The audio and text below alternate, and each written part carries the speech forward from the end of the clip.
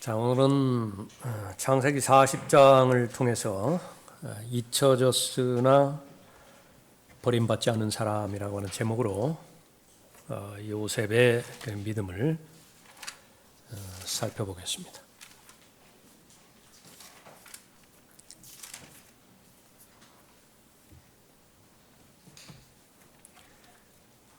사람이 가장 어려울 때는 부당한 대우를 받을 때이고요.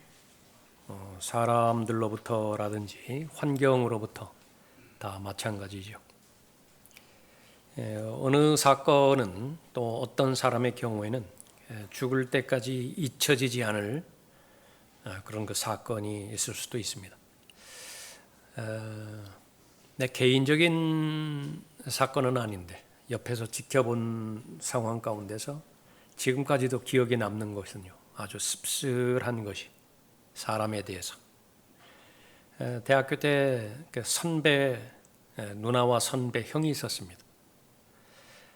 둘이 서로 사랑을 했어요.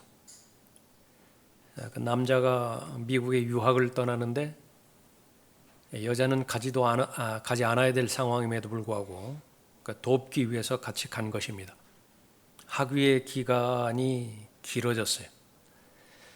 갖은 고생을 다 해가면서 뒷바라지를 다 했습니다. 마침내 학위 취득을 했는데 문제는 그 선배 남자가 부모의 영향력 가운데서 너무 나약하게 컸다라고 하는데 문제가 있어요. 부모가 강력하게 나오니까 그 반대를 꺾지 못하고 그 관계를 청산을 해버립니다. 그 선배 여자는 남자를 진실로 대했어요. 진실로 사랑했기 때문에 굳이 남자가 그렇게 원한다라고 한다면 내가 포기하겠다. 그 당사자는 어땠는지 몰라겠어요. 근데 그것을 지켜보았던 내 관점에서는 마치 내가 겪는 것처럼 저런 부당한 대우가 어디 있을까?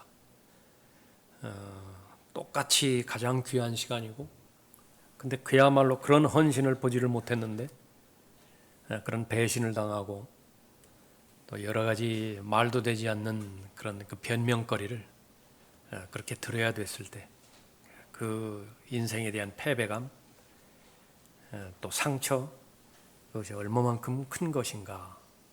지금까지도 기억에 남는 것입니다. 그런데 그런 부분으로부터 자유로워질 사람은 아무도 없습니다. 우선 제일 많이 어려움을 겪는 것은 성경에서 말하는 것 가운데서 제일 많이 어려움을 겪는 것은 자업자득인 경우가 많고요. 여기 오늘 감옥이 나오죠. 감옥입니다. 현장이. 하나님의 가르침 가운데서는 감옥에서만 배울 수 있는 하나님의 가르침이 있어요. 그 감옥에 들어가지만 배우지를 못해요. 그런데 성경에 또 동시에 경고하는 것은 자신의 잘못 때문에 감옥에 가지 말라는 것입니다. 자신의 실수 때문에, 자신의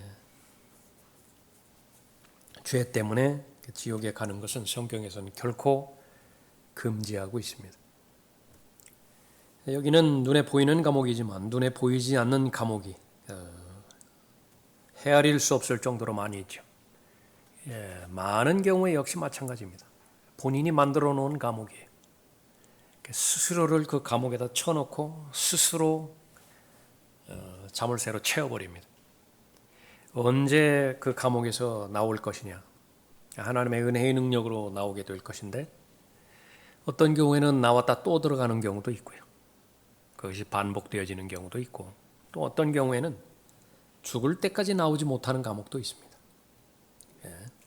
그런 그 부분을 통해서 하나님께서 알려주시는 것은 자신이 실체적으로 하나님을 믿는다라고 하는 믿음을 입증하는 때가 언제냐.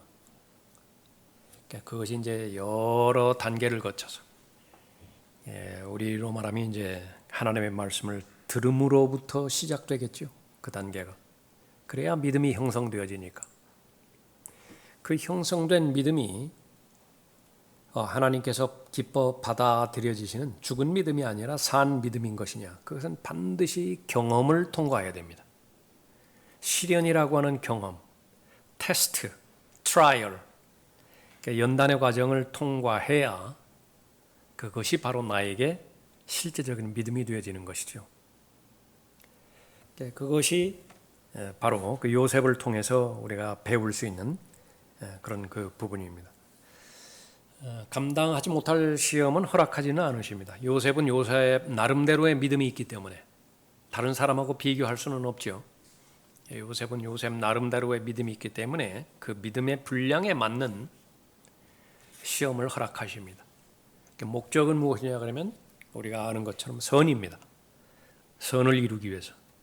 요셉에 대한 선은 무엇이냐 그러면 예수 그리스도를 가장 잘 나타내는 예표로서 100가지 이상의 예표들이 있는데 요셉을 살펴보면 오늘도 본문에 보면은 여기에 두 죄수가 나오죠. 예수님이 두 죄수와 함께 범죄들과 같이 그 헤아림을 받았잖아요. 한 죄수는 산다고요. 한 죄수는 처형당해요. 예수님의 경우에도 마찬가지였었죠. 예. 그런 그 부분들을 하나님께서 보여주시기 위해서 계시하기 위해서 요셉이라고 하는 인물을 들어 쓰시는데 바로 이집트의 통치자가 되어지죠. 그래서 예표로 볼 때 이 파라오는 하나님 아버지를 예표하고요. 예수 그리스도는 바로 이 요셉은 예수 그리스도를 예표하는 그런 인물입니다. 그러니까 그보다 더 영광스러운 자리가 어디 있겠어요. 그러니까 그만큼 더 봉우리가 높기 때문에 골짜기도 그만큼 깊어지는 것입니다. 여러분 나름대로 다 고유의 믿음의 분량이 있고요. 하나님께서 여러분의 믿음의 분량을 잘 아시기 때문에 여러분을 시험의 과정과 연단의 과정으로 통과하게 되어지는 것인데 그건 복 중에 복이에요. 그만큼 더 믿음이 연단되어지고 또 흔들리지 않는 믿음으로 입증되어지기 때문에 그렇죠. 요셉의 승리는 무엇이냐 그러면 자신을 피해자로 계속해서 일생을 쓴뿌리나 내리면서 잘하지 않았다라고 하는 것입니다. 이보다 더 부당한 대우가 어디 있어요? 그런데 그 부분의 시작은 무엇이냐 그러면은 바로 하나님 때문에 그렇습니다. 왜 그렇죠? 하나님께서 꿈만 주시지 않았더라도 꿈 얘기 하지 않았을 거 아니에요. 형들한테, 아버지한테. 꿈 얘기를 하지 않았으면 이제 어떻게 됩니까? 미움 살 것도 그렇게 없어요. 뭐 그렇게까지 증오심을 가지고 막 구덩이에 빠뜨리고 이집트의 노예로 팔아버리고 그런 증오심을 가질 수는 없다고. 근데 하나님으로부터 시작되어지는 그 어려움이 끝이 보이지 않는 것입니다. 조금 이집트에 내려가서 좀 살만하니까요. 좀 나름대로 언어도 좀 배우고 또 자기 주인으로부터 신뢰, 신임도 얻고 그렇게 해서 정상적인 생활을 살려고 하다 보니까 강간 미수죄로 고소당하고요. 그러니까 빼도 박도 못하는 거죠. 계속해서 그런 어려움 가운데 있는 것인데 요셉만큼 자유를 누린 사람이 없습니다. 성경의 평가는 그것이에요. 요셉은 참으로 자유로운 사람이에요. 그러나 세상의 환경적 관점에서 볼 때는 죄수 아니에요. 그러니까 시편 105편에 보면 그 요셉이요, 이 감옥에 있어서의 간수를 돕는 바로 그렇게 돕는 자가 그 역할을 그렇게 하거든요. 그러니까 그때가 되기 전까지는 쇠사슬에 매여 있습니다. 착고로 상했다고요. 예. 그럼에도 불구하고 하나님 안에서 그 자유를 그렇게 누렸던 사람이 바로 요셉입니다. 창세기 40장을 통해서 우리가 요셉의 믿음, 특히 사람들로부터는 잊혀졌지만은 하나님께는 결코 버림받지 않은 그런 요셉에 대해서 살펴보죠. 자, 감옥에서의 그 상황이 시작되면서 이제 이야기가 시작되죠. 1절 보십시오. 40장 1절에.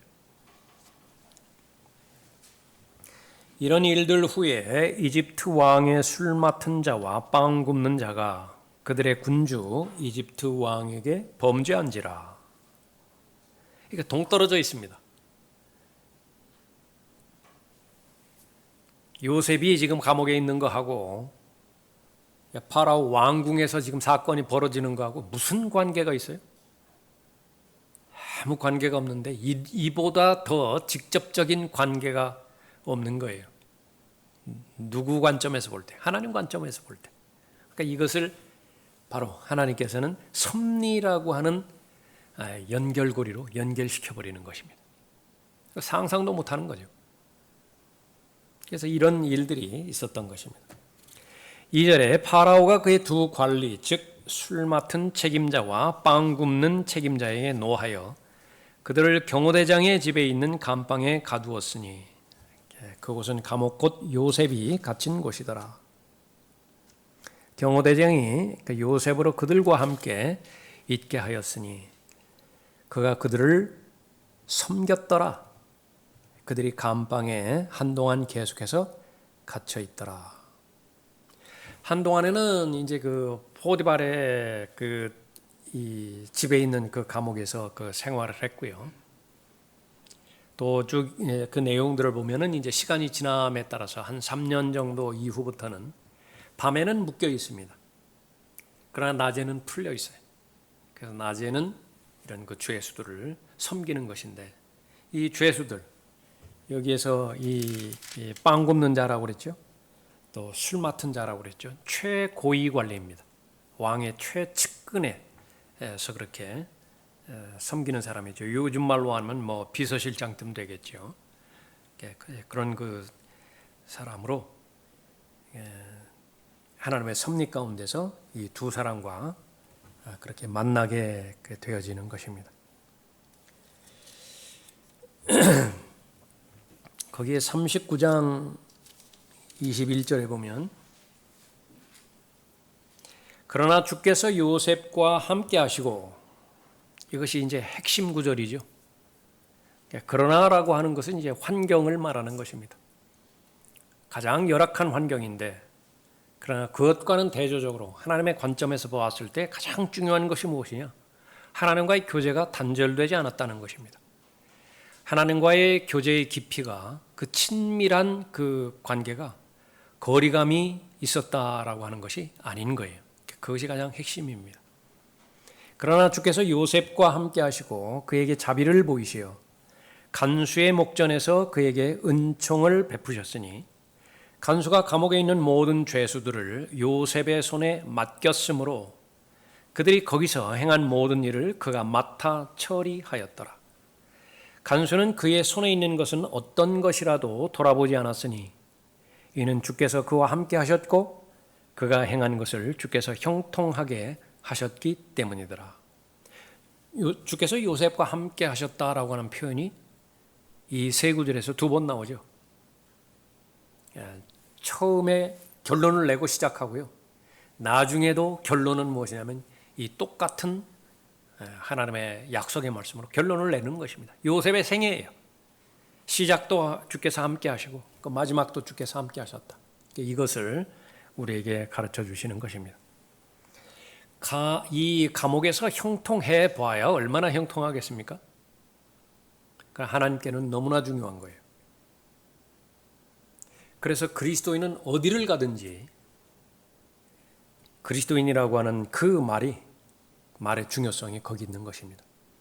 여기에서 우리가 모임을 통해서 하나님 앞에 영과 진리로 경배드리는 것을 시작으로 해서 또 신실하게 하나님의 삶을 잘 살아내죠. 이것은 반드시 모든 사람에게 의미가 있어야 됩니다. 그것은 어디에서 입증이 되어지는 것이냐 그러면 가장 가깝게는 가정에서 입증이 되어지고요. 그 괴리감이 있다. 곤란하잖아요. 다 완벽하게 살 수는 없습니다. 그러나 우리가 주의 이름으로 모이는 이 모임에서와 같은 그런 마음의 자세와 태도를 어디선지 가져야 되죠. 뭐 오른편이나 왼편으로 치우칠 수 있잖아요. 완전히 빗나갈 수 있잖아요. 그럴 때마다 은혜의 보좌 앞으로 나아가서 자비를 간구하는 것입니다. 은혜를 사모하는 것이죠. 그러면 되는 것입니다. 일관성이에요. 그 다음에 직장이겠죠. 사업터겠죠. 우리 믿는 사람만 만나는 것이 아니라 믿지 않는 사람들도 만나겠죠. 일관되게 그 믿음이 입증이 되어지는 것입니다. 그것이 가장 커요. 하나님 보시기에. 어디 가서나 똑같더냐. 제일 어려운 것 가운데 하나가 이제는 사람들로부터 단절되었을 때입니다. 혼자 있을 때. 자, 혼자 있을 때에도 하나님과의 교제나 하나님과의 관계 가운데서 똑같더냐, 변함이 없더냐라고 하는 그런 부분이죠. 그것이 하나님께서 바로 허락하시는 또 인정하시는 형통입니다. 어디서나 형통을 해야 돼요. 그것이 바로 요셉의 삶의 비결인 것입니다. 자, 경호대장의 집에 감방에가 있었고요. 이 두 고위 관리가 또 요셉을 그렇게 만났습니다. 우연으로 보여지는 그런 일이지만은 처음에는 그렇게 보여질 수 있어요. 모든 것이 다 그냥 다 해석할 수 없으니까요. 다 하나님의 섭리를 다 온전하게 다 알 수 없잖아요. 다 우연으로 보입니다.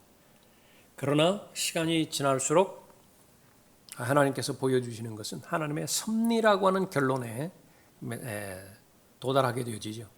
그러니까 그런 그 사건이 한 번, 두 번 경험되어졌는데 구원받은 지 1년 또 3년 지난다는데 자, 오늘 이 시간에까지 왔다. 그럼 내가 얻은 결론이 있습니다.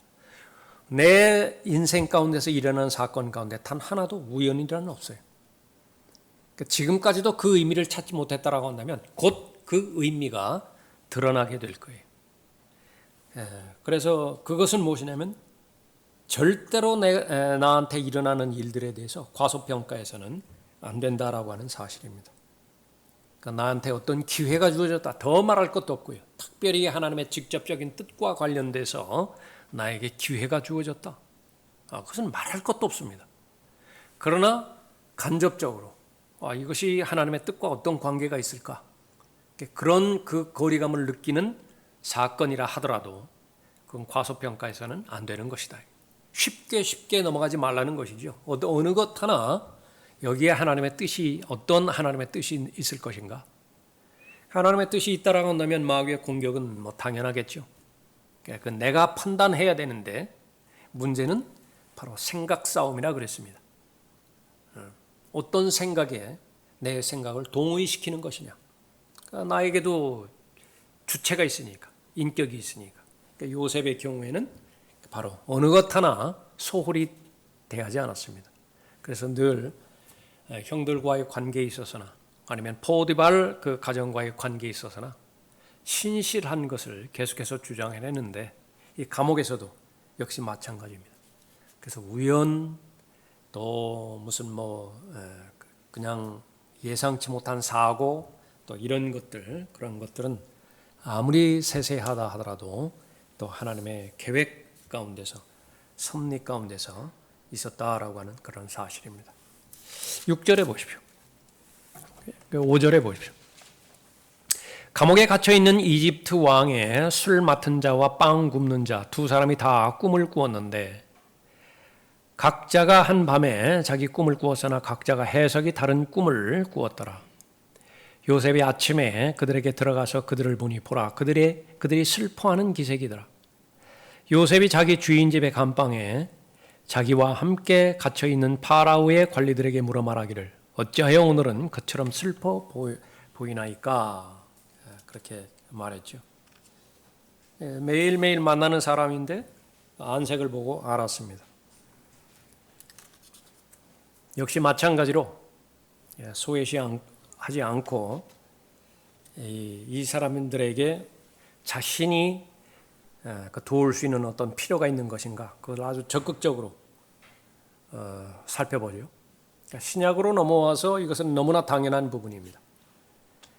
자기가 우리가 그리스도 안에서 온전한 사람으로 성장을 해야 되고 또 그리스도의 충만하심에 장성한 분량에까지 이르러야 되는데 그것은 저절로 이루어지지 않습니다. 혼자 있으면 아무것도 이루어지질 않아요. 그 하나님의 섭리입니다. 하나님의 법칙이에요. 그래서 나를 성장시킬 목적으로 옆에 사람을 보내주십니다.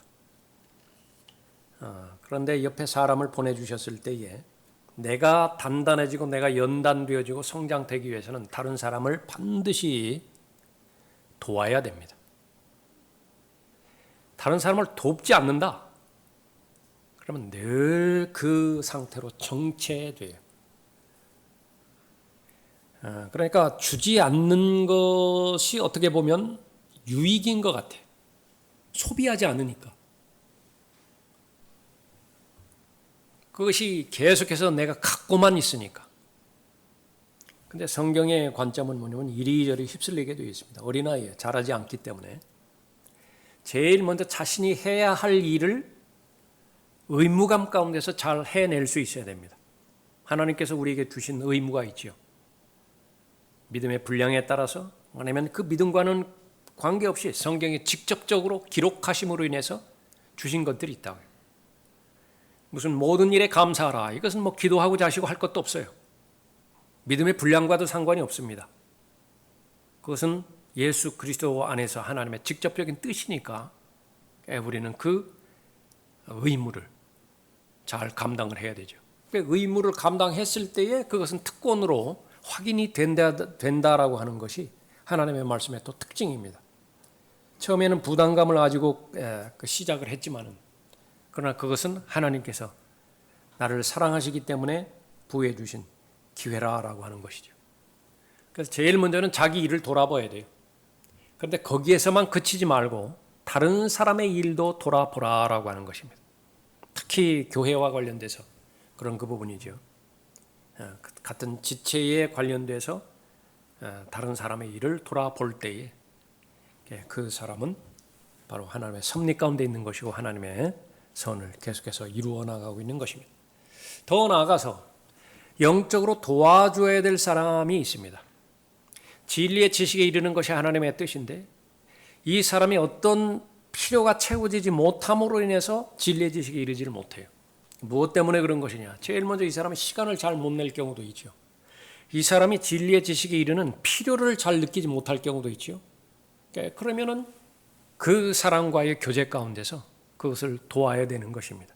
자신의 간증을 통해서 그렇게 서로 교제를 그렇게 하든지 시작으로 해서 당위성을 무엇이냐면 어떤 상황과 여건 가운데서든지 성장을 해야 되죠. 성장한다라고 하는 것은 줄 수 있는 위치에 있다 그 말이죠. 열매를 맺어서 다른 사람을 먹이는 상태예요. 다른 사람에게 영향력을 주는 것이죠.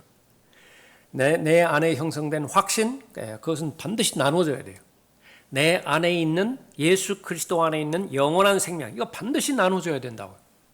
그렇게 될 때에 그 사람은 성장하게 되어져 있는 부분이죠. 그리고 나서 그 사람이 잘 나가는데 잘못을 했어요. 그래서 심지어는 범죄까지 저질러 버렸습니다. 그 사람에 대해서 어떻게 돼요? 그 사람이 당장 필요한 것은 무엇이냐? 돌이키는 것이죠. 그 사람이 지금 돌이키기 위해서는 무엇이 필요한 것이냐? 어떤 경우에는 심한 책망이 필요할 수도 있고요. 심한 책망을 해야 돌아볼 필요도 있습니다. 또 어떤 경우에는 그 사람의 그 특별한 상황과 그 사람을 이해하는 그 사람이 다른 사람에게 있어서 받아들여질 만한 그런 그 부분들이 필요한 부분도 있어요. 그럼 각자에 맞춰서 온유의 영으로, 성경에서 강조하는 것은 온유의 영입니다. 막 판단하려고만 하지 말고 나중에 그 판단은 되겠지만 처음부터 막 판단하려고 그렇게 하지 말고 온유의 영으로 바로 잡고자 하는 그런 동기가 되어서 그 사람의 필요가 무엇이냐 그거를 알려주는 것입니다. 이 사람 두 관원이 이 슬픈 기색을 하고 있었죠. 가서 도와주는 것입니다. 그러기 위해서는 전제 조건이 뭐냐면 자신이 건강해야 돼요. 자신이 줄 것이 없는데 막 억지로 만들어서 줄 수도 없는 것이고, 그러니까 막 공허하다고요. 막 겨우 있는 거 그냥 주고 나면 그 다음에는 이제 조금 시간이 되어지면 원망과 불평입니다. 이거는 모든 사람이 아주 명심해야 될 그런 부분이에요. 우리는 성령으로 충만해야 돼야 될 의무가 있고요. 성령을 절대로 슬프게 해서는 안 됩니다. 성령을 소멸시켜서도 안 되는 것이죠. 그런데 아주 거의 없는 것과 같은 그런 그 상황 가운데서, 의무감 가운데서 다른 사람에 대해서 그렇게 섬기거나 돕는다든지, 아니면 그 동기가, 출처가 육신적인 요소에서 그렇게 한다든지, 그렇게 돼버렸을 때는 얼마 시간이 지나지 않아서 다른 사람에 대한 원망으로 직접적으로 연결이 되어집니다. 예. 처음에는 기쁨으로 잘 했을지 몰라요. 근데 어느 순간 보니까 자기만 하고 있어요. 다른 사람은 두 손 놓고 있습니다. 처음부터 그런 생각이 들었던 것은 아니라고요. 나한테 필요가 보여졌으니까 내가 시작을 할 것이다. 근데 다른 사람 따라오지 않는다. 그러니까 모든 부분에 있어서 그 부분이 원망으로 그렇게 가리켜야 된다면 건강하지 못한 상태예요. 약한 상태인 것입니다. 그 상태가 된다라고 한다면 즉각 멈추고 다시 원점으로 돌아가서 나의 충전 여부를 확인해 볼 수 있어야 됩니다. 몇 퍼센트 지금 충전이 되었는가? 예. 그래서 거의 바닥이 날 그런 그 상태다. 그러면 다른 일을 하면 안 돼요. 진다감치 하나님의 말씀 안에 주님과 같이 시간을 보내야 되죠. 지금은 여러 가지 그 구체적인 일들뿐만 아니라 무슨 설교라든지 성경을 가르친다든지 구령이라든지 이런 부분도 마찬가지예요. 이 부분에 대해서 그 동기가 잘못되었다라고 한다면 자기는 실컷 해놓고 다른 사람에 대해서 계속 원망하는 거예요. 나는 이렇게 열심으로 하는데 다른 사람은 뭐 하는 것이냐. 그렇게 되어지면 그 자신의 동기와는 상관없이 또 희생이 되어지겠는데, 요셉은 그렇지 않았어요. 언제든지 기쁨의 사람이었습니다. 가장 열악한 환경 가운데 있다 하더라도 바로 하나님과 함께 하고 있었기 때문에 그 하나님을 높여드릴 수 있는 마음의 준비가 되어 있고, 또 모든 사건들을 통해서 하나님을 의식하는 그런 그 사람이었습니다. 자, 그 다음에 보면 이제 꿈 이야기를 하죠. 8절에 그들이 그에게 말하기를 우리가 꿈을 꾸었으나 그 꿈을 해석할 자가 없도다 하니, 요셉이 그들에게 말하기를 해석들은 하나님께 속하지 아니하나이까. 참으로 중요한 말입니다. 이 부분에 대해서는 뭐 따로 공부해야 되고 그러지만은요, 해석들은 하나님께 속하지 아니하나이까. 내가 당신들에게 청하오니 내게 이야기하소서 하더라. 그러니까 이것이 뭐냐면, 조금 전에도 살펴봤지만은 자신의 상태가 이렇게 된 것은 꿈 때문에 그런 것이거든요. 두 가지의 꿈을 보여줬잖아요. 그 꿈을 가족들한테 이야기했을 때 미움을 그렇게 산 것입니다. 미움털이 박힌 것이죠. 그것에 대해서 하나님의 관점에서 바라보지 못했다라고 한다면 아주 다른 것보다도 이 꿈이라고 하면 진절머리가 날 사람이에요. 그것만 아니었더라고 한다면 자신이 왜 이 고생을 하느냐라고 하는 것이죠. 그런데 그 출처가 하나님으로부터 오는 것입니다. 또 여러 번 입증이 됐습니다. 주께서 요셉과 함께 하셨다라고 하는 것을. 그런데 요셉만 그것을 아는 것이 아니라 주변의 사람들은 다 알아요. 저 사람은 하나님의 사람이구나. 하나님께서 요셉을 보호하시고 또 복 주시니까 그 부스러기로 나까지도 형통한 하나님의 복을 누리는 것이구나. 다 안다고 말해요. 포드발도 그렇게 알았던 사람이고 이 감옥의 간수도 그렇게 알았던 사람이죠. 그런데 이 꿈 이야기가 나온다. 지금 내가 이렇게 힘들고 어려움 당하는 것은 이 복음 때문에 그런 거예요. 하나님의 진리의 말씀 때문에 그렇다. 엄청나게 박해가 왔고 또 어려움에 봉착이 됐었고, 그렇게 해서 지금 겉으로 볼 때는 사람의 관점에서 보면 너무 힘들게 됐다. 그런데 또 복음의 문제가 나에게 오고 진리의 문제가 나한테 왔다. 그 정도 됐으면 진절머리 칠만도 한데 어림없다. 다시 새롭게 시작한다. 새롭게. 예. 성도들과의 교제 가운데서도 마찬가지입니다. 열심히 최선을 다해서 나름대로 또 시간도 많은 시간 투자를 해서 잘 가르쳤는데 결과가 너무 씁쓸하다. 인간적인 배신도 포함이 될 수도 있고요. 또 많은 실망을 그렇게 끼칠 수도 있어요. 그런데 세 사람이 와요. 경험이 있죠. 열심히 해봤는데 최선을 다 해봤는데 결과가 그렇더라. 그러면은 이제 그 새로운 사람에 대해서 어떻게 할 것이냐. 그 부분을 극복하지 못하면 그것은 하나의 비즈니스가 되어지는 것입니다. 세상의 경영 원리를 바로 교회로 데려오는 것입니다. 세상의 어떤 조직이라 하더라도 그 조직을 이끌어가는 데 있어서는 그리 많은 사람이 아닙니다. 5% 내지 7%의 두뇌가 그 조직을 끌고 가는 거예요. 근데 똑같이 그것을 교회에 적용시키려고 하는 것입니다. 가장 현실적인 것은 돈 내는 사람이에요. 그러니까 출석하게 만들고 돈 내게 만드는 그 부분에 있어서만 채워진다라고 한다면 다른 부분에 있어서는 포기해버리는 것입니다. 그것이 타락한 교회예요. 라우디케아 교회인 것입니다. 요셉과 같은 하나님 앞에서 신실한 성품이 입증되기 위해서는 사람 바라보면 안 돼요.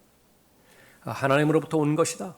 그러면 거기에는 분명한 확신이 있고 목표가 있기 때문에 두 번, 세 번 어려움을 당한다 하더라도 네 번째다. 다시 시작하는 것입니다. 요셉은 바로 그런 사람이었습니다. 그 꿈이 무엇이었는지 살펴보는 것이죠. 9절에 술 맡은 책임자가 자기 꿈을 요셉에게 이야기하였는데 말하기를 보라 내 꿈에 내 앞에 포도나무가 있는데 그 포도나무에 세 가지가 있고 싹이 나는 것 같았는데 꽃이 피고 그 포도송 위에 익은 포도가 열렸더라. 파라오의 잔이 내 손에 있어 내가 포도를 따서 파라오의 잔에다 즙을 짜서 그 잔을 파라오의 손에다 주었노라 하니 요셉이 그에게 말하기를 그것의 해석이 이러하니 그 세 가지는 3일이라. 이거 바로 나온 것이지만 기도했던 것은 틀림없는 사실이에요. 나중에 이제 다음 장에 가보면 파라오도 꿈을 꾸죠.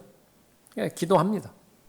그 해석을 알기 위해서 하나님의 관점에서 해석을 해야 되니까 하나님께서 지혜를 주셔서 다 해석을 합니다. 13절에 이제부터 3일 안에 파라오가 당신의 머리를 들어 올려서 당신의 자리를 회복시키리니 당신이 전에 그의 술 맡은 자였을 때 했던 대로 당신은 파라오의 손에 그의 잔을 건네주리이다. 너무 좋아요. 하나님께서 보여주실 때에 너무 희망적이고 긍정적이고 또 그 소망에 관련된 내용이니까 얼마나 좋았겠어요. 그 말을 전할 때. 그리고 나서 개인의 일과 결부를 시킵니다. 14절에 그러나 일이 잘 되거든 나를 생각하고 내가 당신에게 부탁하오니 나에게 친절을 베풀어서 나에 대해 파라오에게 고하여 나를 이 집에서 나가게 하소서. 저에게 용기를 주는 대목입니다. 요셉도 사람이구나. 이 구절이 없다고 한다면 절망할 것 같아. 하나부터 10까지 그냥 다 퍼펙트잖아요. 완전히 100% 믿음의 사람인데. 요셉도 사람이. 이 부분을 통해서 나중에 41장 2절 보십시오. 41장 2절에 1절에 만 2년 후에 그 마지막 절 보십시오. 마지막 절 40장 23절에 술 맡은 책임자는 요셉을 기억하지 못하고 그를 잊어버렸더라 그랬죠. 우리 제목입니다. 잊혀졌어요. 하나님께서도 기억하지 못하는 것이냐? 그것은 아닙니다. 그 다음 41장 1절에 만 2년 후에 파라오가 꿈을 꾸었는데 만 2년이라고 하는 기간이 흘러갔죠. 그래서 이 말을 하고 나서 최소한 2년 동안 잊혀졌던 것입니다. 그래서 이 요셉이 이 부분을 통해서 배웠던 교훈은 무엇이냐? 단순한 것입니다. 사람 신뢰하는 거죠. 하나님을 신뢰했을 때에 하나님께서 보내주신 사람들이 있습니다. 그것은 건강한 관계예요. 아주 소중하게 다루어야 됩니다. 유지를 해야 돼요. 그러나 절대로 바뀌어서는 안 되는 것이 하나님이 첫 자리예요. 남편과 아내의 자리에서, 아내의 관계 가운데서 남편을 우상으로 만들면 안 됩니다. 아내를 우상화하면 안 된다고 말해요. 둘 다 망하는 거예요. 자녀는 하나님께서 주신 소중한 선물입니다. 귀한 선물이에요. 그러나 어리석게 그 자녀를 우상으로 만들어서 하나님의 진노의 대상이 되어서는 안 되는 것입니다. 요셉은 바로 그런 그 부분들을 배웠고요. 또 동시에 같은 말이지만은 결국은 하나님께서 시작하시는 분이고 하나님께서 매듭지는 분이시다라고 하는 거예요. 지금 현실적으로는 아무리 생각해보고 아무리 계산해본다 하더라도 이 술 맡은 자 외에는 가능성이 없어요. 자기의 모든 생각과 모든 지금까지의 경험 또 상상 이것을 다 동원해본다 하더라도 이 사람 아니면 불가능한 거예요. 그래서 그것을 극복할 수 있어야 됩니다. 하나님께서는 무궁무진하시다. 그 방법이 해결할 수 있는 방법이 무궁무하시다. 그것을 간단하게 지각을 초월한다라고 하는 표현이 있죠. 지금 내가 이렇게 죽음의 가장 깊은 골짜기를 걸어가고 있을 때 빛이 보이지 않아요. 그것이 내 마음의 상태라고요. 절망과 낙담뿐인데 여기에 어떤 가능성의 통로를 통해서 화평과 평강이 들어와서 나를 구원해 줄 것인가? 없어요. 아무리 돌아봐도 없다고 해요. 그래서 사람들이 자살하는 것이거든요. 포기하는 것이랄까요, 궁극적으로. 그러나 하나 계산하지 못한 것이 있는데 지각을 초월하는 하나님의 평강에 그것이 있다고요. 현실이라고. 그러니까 그것이 만약에 나에게 실현이 되어졌을 때에 그것은 내 마음을 지키는 것입니다. 그런데 내가 지킨 거 아니에요. 하나님께서 지켜주신 것입니다. 그러니까 그것이 바로 살아있는 믿음입니다. 15절에 나는 진정으로 히브리인들의 땅에서 남몰래 끌려온 자요 여기서도 그들이 나를 감옥에 넣을 만한 일을 내가 한 적이 없나이다. 억울하지요? 부당하지요? 지금 처음으로 호소를 해봅니다. 16절에 빵 굽는 책임자가 그 해석이 좋은 것을 보고 요셉에게 말하기를 나도 꿈을 꾸었는데 보라 내 머리 위에 흰 광줄이 3개가 있고 맨 위에 있는 광주리에 파라오를 위하여 만든 여러 가지 구운 음식이 있는데 새들이 내 머리 위에 있는 광주리에서 그것들을 먹더라 하니 요셉이 대답하여 말하기를 그 해석이 이러하니 새 광주리는 3일이라. 예수 그리스도와 연결이 시킨다면 무엇이 떠오르죠? 3일? 3일입니다. 성경의 예언대로 셋째 날에 3일이라. 이제부터 3일 안에 파라오가 당신의 머리를 끊어서 들어 올릴 것이요 당신을 나무에다 매달리니 새들이 당신의 살을 뜯어 먹으리이다 하더라. 용기입니다. 정직함이에요.